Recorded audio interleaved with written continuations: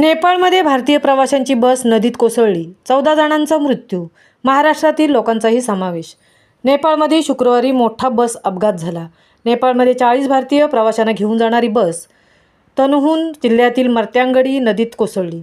उत्तर प्रदेशातील ही बस पोखराहून काठमांडूला जात होती. या भीषण दुर्घटनेत 14 प्रवाशांचा मृत्यू झाला आहे. उत्तर प्रदेशातील गोरखपूर इथली नोंदणीकृत बस येथून प्रवाशांना घेऊन नेपाळकडे निघाली होती.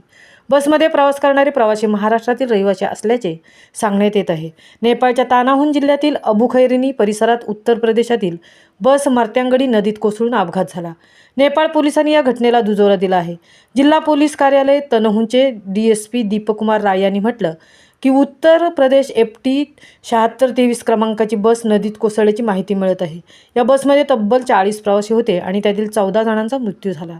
नेपाळच्या सशस्त्र पोलीस दलासह नेपाळ आपत्ती व्यवस्थापनाचे वरिष्ठ पोलीस अधीक्षक SSP माधव पौडेल यांच्या नेतृत्वाखाली 45 पोलीस अधिकाऱ्यांच्यासह पथकासह अपघातस्थळी बचावकार्य सुरू आहे. मिळालेल्या माहितीनुसार भारतीय प्रवासी पोखरा येथील माझेरी रिसॉर्टमध्ये थांबले होते.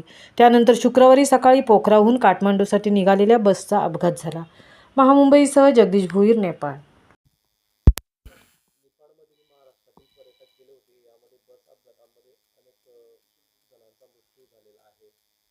नाही, ते एक तासापूर्वीच मला ही माहिती मिळालेली आहे. त्या दृष्टिकोनातून जिल्हाधिकारी जळगावांशी मी तातडीने संपर्क केला आणि नेपाळमध्ये एक अंदाजे 41 जी काही प्राथमिक माहिती मिळाली त्यानुसार 41 लोक पर्यटक जे होते ते दर्शनाकरता आणि पर्यटनाकरता नेपाळमध्ये गेलेले होते आणि ती बस नदीमध्ये कोसळलेल्याचं आता समजलेलं आहे आणि एक अंदाजे 15-16 डेड बॉडीज आम्हाला त्या ठिकाणी माहिती जी मिळाली ती 15 ते 16 डेड बॉडीज त्या ठिकाणी रेस्क्यू झालेल्या आहेत.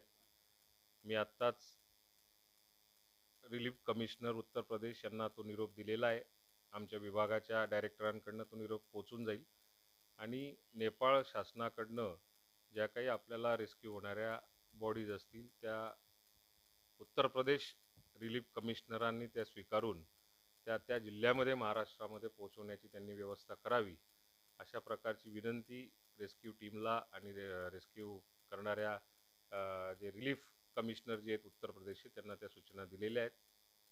सगळ्या प्रकारची दक्षता जे जिवंत असतील त्यांची दक्षता घेण्यासाठी त्या पद्धतीची पावलं उचलण्याकरता प्रयत्न सुरू झालेले आहेत. आता ही घटना झालेली आहे नेपाळमध्ये. आता नेपाळमधनं जी माहिती मिळालेली आहे त्या आधारावरतीच आम्ही हे बोलतोय. पण जोपर्यंत कागदावरती आपल्याला सगळ्या गोष्टींची ऑथेंटिक माहिती येत नाही तोपर्यंत आपण त्या विषयावरती बोलणं योग्य नाही. सगळी गोष्टीची माहिती आपल्याला सगळ्यांना मिळेल.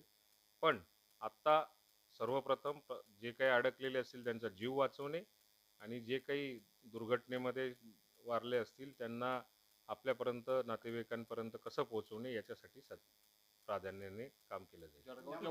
वरणगाव ते भाविक आहेत, जळगाव जिल्ह्यातले सुद्धा आहेत आणि महाराष्ट्रातले इतर जिल्ह्यांमधले सुद्धा असू शकतात. त्यात जळगाव जिल्ह्यामधले प्रामुख्याने जास्त संख्या आहे. मला एवढीच आत्तापर्यंत माहिती मिळालेली आहे की नेपाळला जाताना कुठल्या तरी एका नदीमध्ये ही बस जी आहे ती कोसळलेली आहे.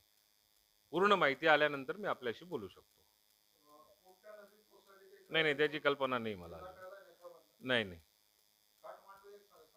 अरे काठमांडूला जात होते एवढंच फक्त कळलेलं आहे. काठमांडूच्या रस्त्यावरती आता कुठली नदी कुठला नाला हे आता मला परफेक्ट सांगणं योग्य नाही. त्याची कल्पना नाही.